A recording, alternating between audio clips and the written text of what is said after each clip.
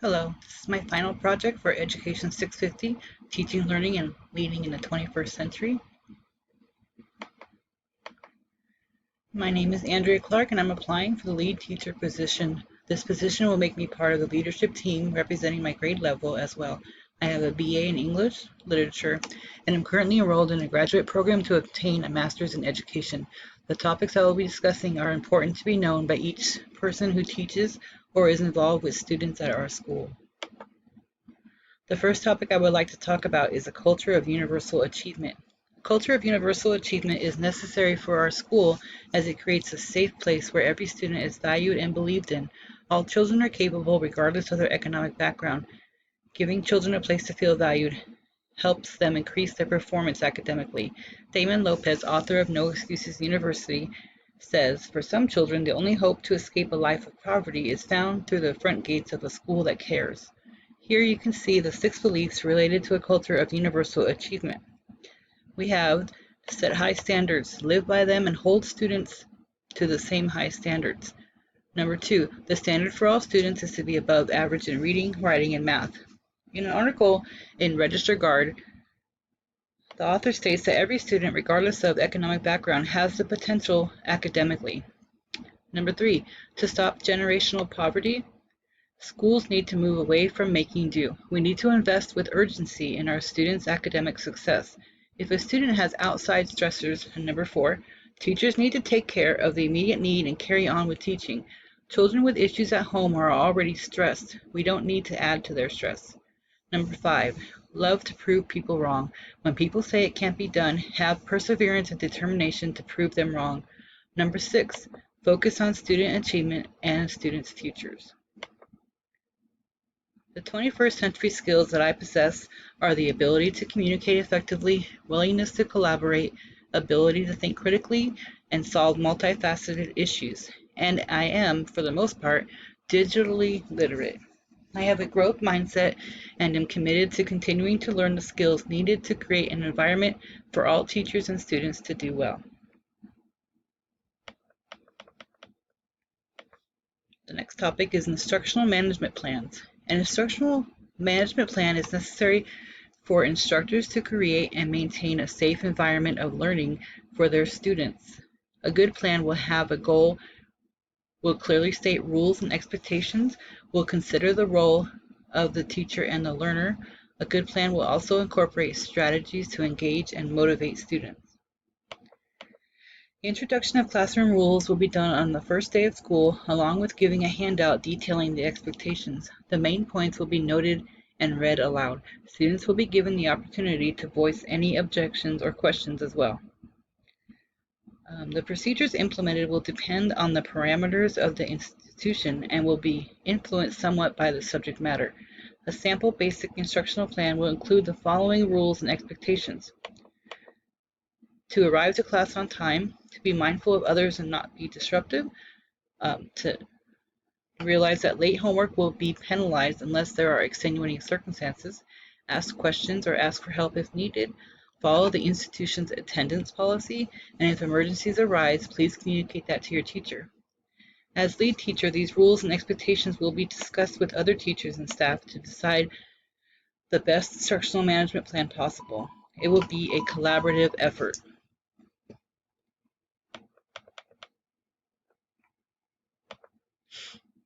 I remain committed to collaboration. I will be professional, dedicated to achieving results, and open to communication.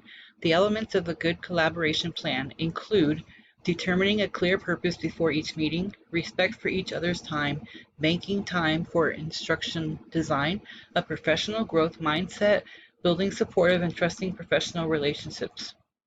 If challenges come up with implementing a system of collaboration, I will lead by example and keep others on task and accentuate the positive. Next, I will discuss the standards alignment. When it comes to standards alignment, systemic collaboration is the only way it can be achieved successfully. No Excuses University's group system of 4 steps or Bloom's taxonomy's categories will be applied. And Bloom's standard alignment and taxonomy categories are cognitive domain, exceptional collaboration, practice, learning, and research. I will align standards with my instruction by developing learning objectives based on analyzing the words used within each state standard. For example, if a standard states students are to interpret the relationship between data in tables, equations, or graphs, this would mean something more comprehensive than having students record or read information from the data source. Students would be asked to compare two or more sets of data and explain how they differ and relate to each other. The focus here would be on the students' intellectual abilities or their cognitive domain as defined by Benjamin Bloom. According to an article by Newman, the goal is to help students develop higher order thinking skills rather than simply memorize facts. Lessons need to be challenging to help students grow and develop 21st century skills. Preferred learning styles translate into various types of intelligences. The 8 intelligences, according to Dr. Howard Gardner, are musical, visual, verbal, logical, bodily, interpersonal, intrapersonal, and naturalistic. Teaching students by using all the intelligences creates fairness in instruction and gives students the chance to experience instruction in different ways. Teaching with more than one approach, according to Veronica Baruso-Imig in an article in Educational Leadership, a multiple intelligences inventory, helps students overcome misconceptions and gain levels of understanding of those concepts. Teaching in a way that touches on each type of intelligence gives students a more well-rounded view of the concepts. Important elements of effective lesson design include a clear learning objective, challenging content that leads to 21st century skills, embraces a collaboration, connects to the real world, and includes learning, goals, experiences, and critical thinking. Having a clear learning objective is important as the objective is what drives the lesson plan. The preferred method for instructional planning is the backwards design. This design starts by focusing on the desired results, followed by developing assessments to define when the desired outcome has been met. Next, the learning activities and the assessments are developed.